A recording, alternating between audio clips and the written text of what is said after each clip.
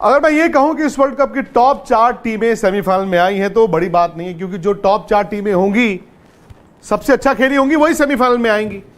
India का match है New Zealand के साथ। ये 2019 वर्ल्ड कप की रिपीटिशन है।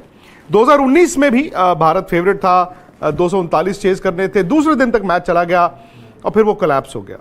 लेकिन 2019 सेमीफाइनल और आज के सेमीफाइनल में मेरे लिहाज से बहुत फर्क है। एक तो ये कि इंडियन कंडीशंस हैं, वहां पर गेंद सीम कर रहा था। दूसरा, इस टीम में कॉन्फिडेंस है। तीसरा, इस टीम को देखकर बाकी टीमों में हवा है। तो बड़ी हैरानी होगी अगर इंडिया न्यूजीलैंड से सेमीफाइनल हारता है। बड़ी बात यह भी है कि इंग्लैंड इस वर्ल्ड कप में अच्छा खेला ही नहीं, और इंग्लैंड तो अब चैंपियंस ट्रॉफी की क्वालिफिकेशन की दौड़ में है। वो टीम जो डिफेंडिंग चैंपियन थी, वो टीम जो इस साल वर्ल्ड कप जीत सकती थी, लेकिन अपने शुरुआती खराब खेल से वो बाहर हो गई। फिर बात आती है जी पाकिस्तान की। अब यह हकीकत है कि वर्ल्ड कप से 1 महीना पहले मैं भी पाकिस्तान को टॉप 4 में रख रहा था, लेकिन एशिया कप देखने के बाद, स्पेशली जब नसीम शाह को भी चोट लग गई, तो यह साफ हो गया यार इस टीम की लिमिटेशंस तो हैं। ये टॉप 4 तक जा सकती है वर्ल्ड कप में, लेकिन टॉप 4 के लिए इनको शुरुआत अच्छी चाहिए होगी। अब इनके लिए शेड्यूल भी बड़ा जबरदस्त था। इन्होंने जिस तरह से नीदरलैंड्स को हराया और पाकिस्तान को 350 चेज कर दिए, लगा कि यार ये टीम जो है वो वाकई में अपना बेस्ट देकर जाएगी सेमीफाइनल में। बाबर आजम एक बड़ी रेपुटेशन लेकर आए थे।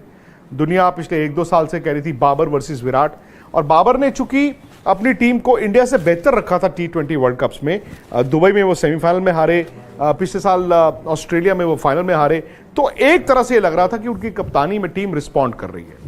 बाबर एक कप्तान के तौर पर रिस्क लेकर आए थे, लेकिन उस रिस्क में एक रिवॉर्ड था।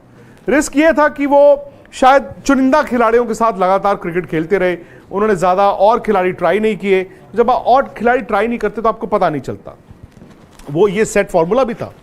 लेकिन जब वो यहां पर आए उनको रिवॉर्ड नहीं मिला, क्योंकि इमाम बुरी तरह फ्लॉप हो गए।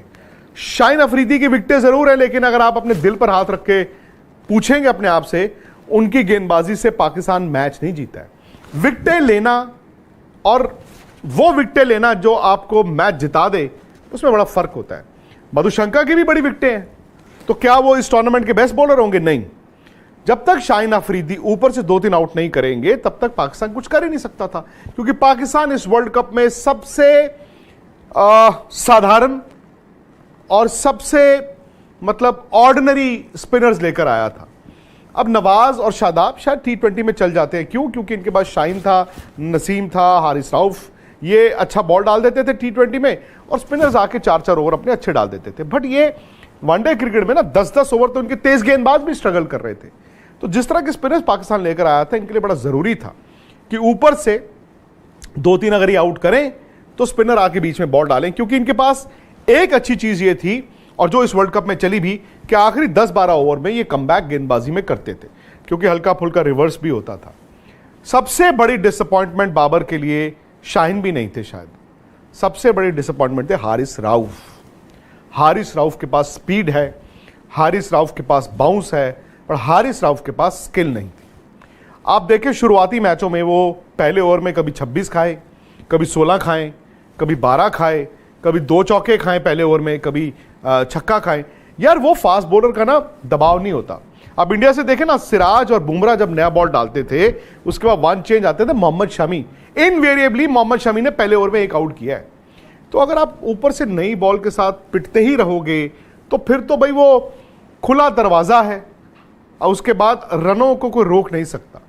तो गेंदबाजी पाकिस्तान की हमेशा ताकत थी। इस बार सबसे साधारण गेंदबाजी पाकिस्तान की थी, इवन फास्ट बॉलर्स।